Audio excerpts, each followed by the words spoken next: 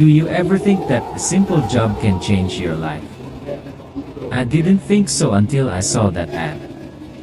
It was nothing like Imagine, and I had no idea that after that, I would never be myself again. I thought this would be the ideal job. Just work nights, have time off during the day, and earn money. Simple. But that night, when I took the job, everything changed.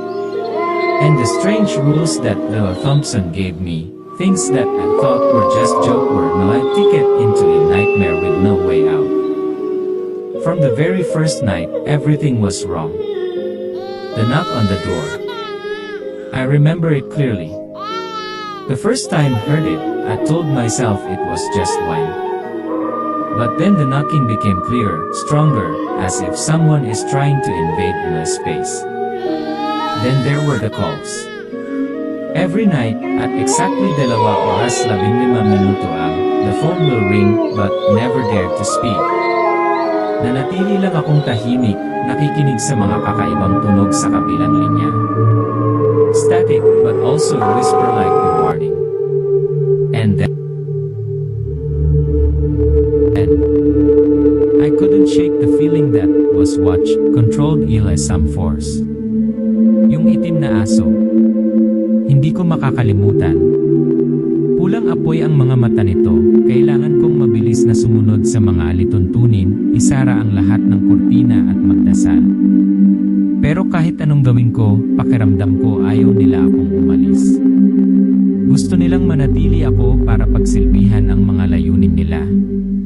Ang mga patakarang iyon ay hindi nila layong protektahan ako, sinadya nilang pigilan ako. Gabi-gabi sinusundan ko sila. At pagkatapos nakilala ko ang babaeng nakapula. Hindi ako naglakas loob na tumingin sa kanyang mga mata, ngunit nang hindi ko sinasadyang tumingala, ang kanyang mga mata ay walang katapusang mga black hole. Napagtanto ko, nakapasok ako sa ibang mundo. Isang mundong hindi ko matatakasan. Pangunahing tauhan, seryoso, boses ng babala.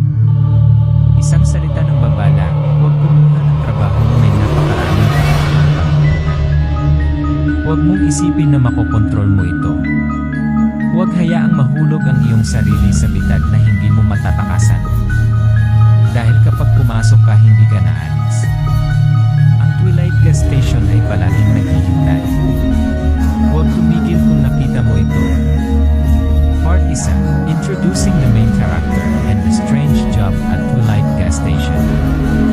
Buong summer ako naghahanap ng trabaho, pero lahat ng ina-applyan kong trabaho ay tinanggihan. Siguro kulang pa ang experience ko. Baka hindi na nila kailangan ng isang tulad ko. Pinipilit ako ng mga magulang ko na maghanap ng trabaho, para daw matuto akong maging independent bago mag-college. Twilight Gas Station. Parang kakaiba, pero magandang sweldo at flexible na oras. Ito na siguro ang hinahanap kong pagkakataon. Hello. Ikaw ba ang aplikante? Ako ang nag-a-apply para sa night shift. I'm really looking forward to work here. Okay, you're hired. The job starts tonight.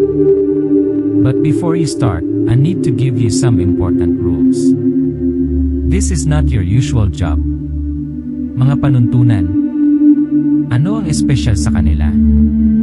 Dapat mong sundin ang lahat ng nasa listahang ito. Huwag mong tanungin ito, huwag mag-overthink. Gawin mo lang ito o ikaw ay magkaproblema. Ito ang mga patakaran para sa iyong kaligtasan at para sa ating lahat. Huwag umalis sa gasolinahan pagkalipas ng 1:00 iya. Huwag makipag-eye contact sa mga customer na nakasuot ng pula. Huwag mong buksan ang pinto ng banyo at iba pa. Naiintindihan mo ba? Those are some pretty special rules, actually. Pero joke lang siguro. Susunod ako, walang problema. Okay, unang gabi pa lang. Sundin mo lang ang mga patakarang ito at magiging maayos ka. Bakit may mga ganyang rules? Huwag tumingin sa mga customer na nakasuot ng pula. Huwag buksan ang pinto ng banyo. Kakaiba. Kung gusto kong panatilihin ang trabahong ito, kailangan kong sundin ang lahat. Malamang wala lang. Siguradong walang kakaiba, tama. Twilight Gas Station, kung saan ang mga patakaran ay hindi lamang para sa proteksyon.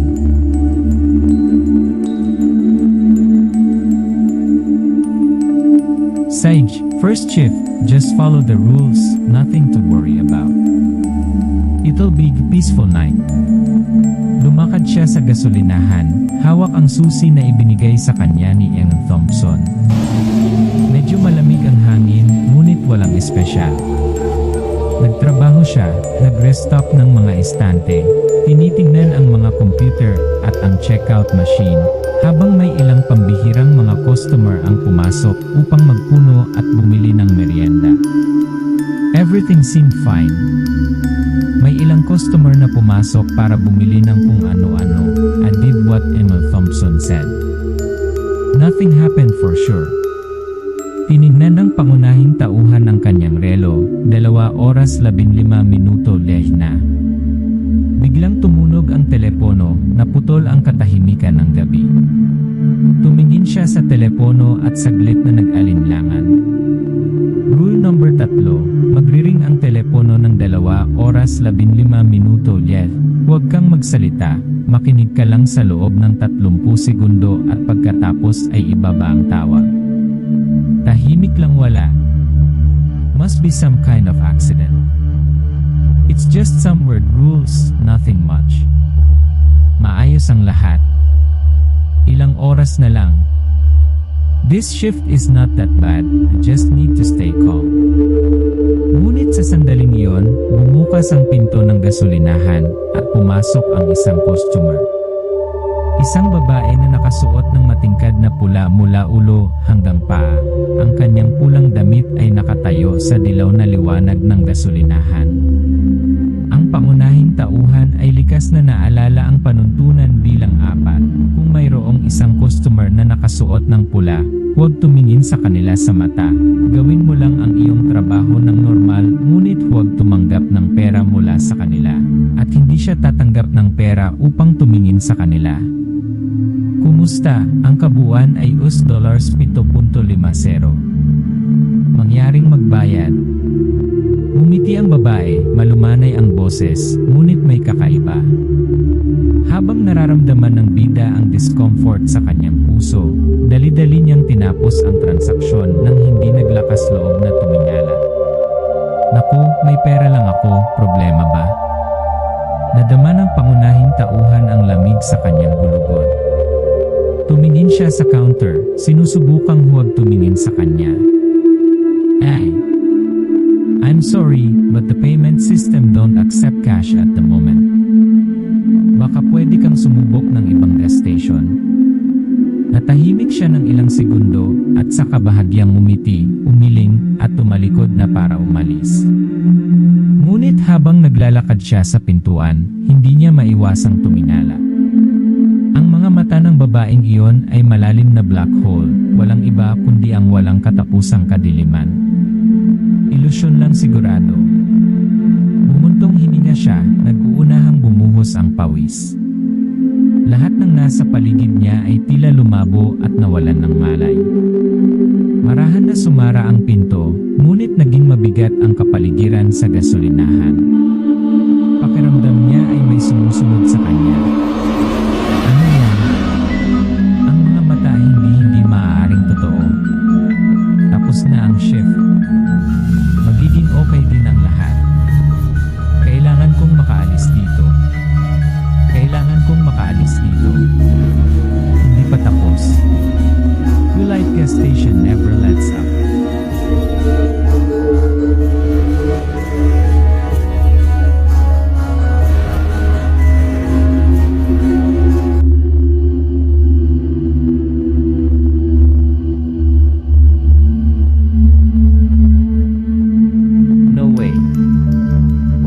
Sa labas. Muling tumunog ang katok, sa pagkakataong ito ay mas malinaw, mas malakas. Huminto ang bida, tumibok ang kanyang puso. Pakiramdam niya ay may nakatayo nakatingin sa kanya mula sa labas. Ang mga kakaibang tunog ay nagpapataas ng pagkabalisa sa kanyang puso. No, can't look out. The rule is no looking out kung may kumatok. Huwag kang mabaliw, hangin lang yan. Kinuyom ng pangunahing tauhan ang kanyang mga kamao sa counter. Huminga ng malalim para pakalmahin ang sarili. Hindi na malumanay ang pagkatok sa pinto, bagkus ay naging madalian at malakas na parang may kumakatok sa pinto sa sobrang lakas. Pakiramdam ng pangunahing tauhan ay hindi na niya ito matiis, ngunit determinado pa rin siyang tumanggi na lumingon at tumingin sa labas. Don't look at the door. Wala naman doon. Don't let it scare you. Tuloy-tuloy ang pagkatok sa pinto. Parang huminto ang oras. Sa wakas, unti-unting huminto ang katok. Muling tumahimik ang silid, ngunit hindi nabawasan ang tensyon. Nanatiling nakatayo ang pangunahing tauhan sa lugar na iyon, nakapikit pa rin ang mga mata, na para bang sinusubukang itago sa isang bagay na nakakubli sa labas. Okay, follow the rules. 60 seconds. Huminga ka. Huwag kang gumawa ng kahit ano. Ano ito? Please, walang mangyayari. Isang malaking itim na anino ang biglang lumitaw sa bintana. Isang higanteng itim na aso, na may kumikinang na pulang mga mata, nakatayo sa parking lot sa labas. Nakatitig ito sa pangunahing tauhan, ang mga mata nito ay parang apoy, kumikinang sa dilim. Ang atungan ng aso ay napakalakas. Natakot ang pangunahing tauhan, at nagsimulang magdasal ayon sa panuntunan bilang 7. Ama namin na nasa langit, iligtas mo ako sa kadilimang ito. Huwag mong hayaang lumapit. Ang pangunahing tauhan ay inuulit ang panalangin ng 3 beses. Nanginginig ang kanyang mga kamay, ngunit sinusubukan pa ring panatilihin ang kanyang pananampalataya. Ang bawat panalangin ay parang paghingi ng tulong sa walang katapusang kadiliman. Sa wakas, pagkatapos ng pagdarasal, ang itim na aso ay unti-unting nawawala, ang kadiliman ay unti-unting naglaho, at ang gasolinahan ay bumalik sa katahimikan.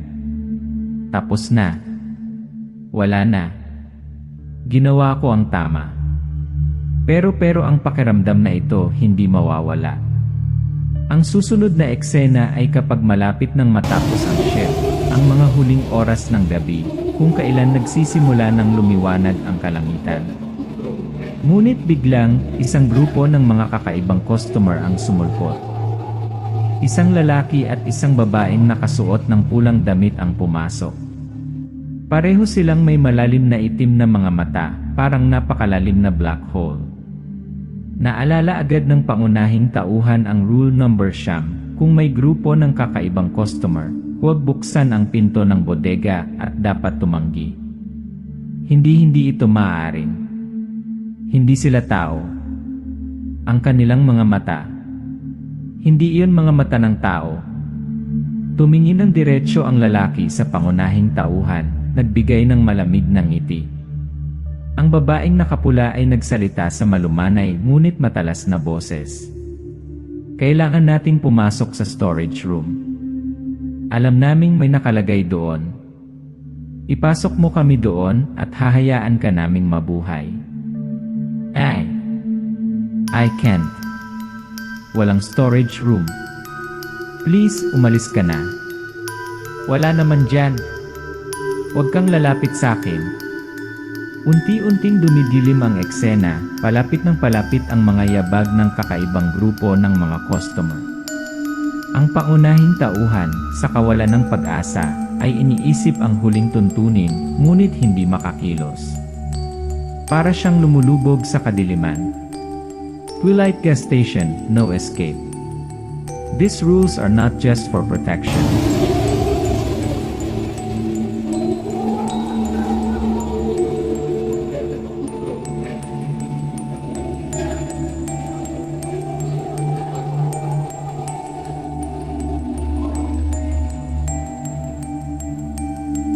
Hindi sila tao. Ano ang mga mata na yon? Impossible. Paano nila nalaman ang tungkol sa bodega? Stop pretending, we know there's something in the storage room. Do you think may maitatago ka? Walang storage room. Normal na gasolinahan lang. Please, you guys have to go. Humakbang pasulong ang babaeng nakapula, biglang naging malalim at mapangakit ang mga mata. Bahagyang ngumiti, pero malamig na ngiti, walang emosyon. Stop pretending. We know everything. You can hide yourself, but this is not a normal place. Lahat ng rules na sinusunod mo, traps lang yan. And now we will take what we want. No way. Pero kung hindi ako sumunod kung lalabag ako sa rules.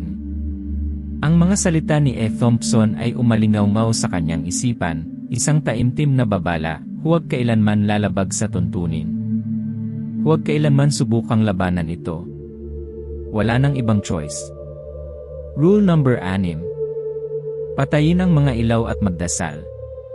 Mabilis niyang pinatay ang lahat ng ilaw sa gasolinahan, at ang kalawakan ay bumagsak sa ganap na kadiliman. Tumayo siya, tumitibok ang kanyang puso, nanginginig ang kanyang mga kamay, ngunit alam niyang kailangan niyang gawin ito. Nagsimula siyang manalangin, binibigkas ang panalangin ng dahan-dahan, upang pakalmahin ang kanyang sarili. Ama namin sa langit, iligtas mo ako sa kadilimang ito. Huwag mong hayaang lumapit ito. Protektahan mo ako at ang inosente. Wala na sila. Wala na sila. Wala nang tao dito. See, right? I told you, this trap is not easy to escape. Never take a job from those people. Hindi sila tao. Tama. Isang bitag na hindi matatakasan ng sinuman kapag nakapasok na sila. Ang mga patakarang iyon ay hindi para protektahan ka, kundi para pigilan ka. Kung lalabag ka sa alinman sa mga patakaran, babagsak ang lahat. Hindi ka makakatakas sa kanila. Wala nang paraan. Nakulong ako, at ano ngayon? Twilight Gas Station, isang lugar na walang takas. Ang mga patakarang iyon ay isang bitag lamang.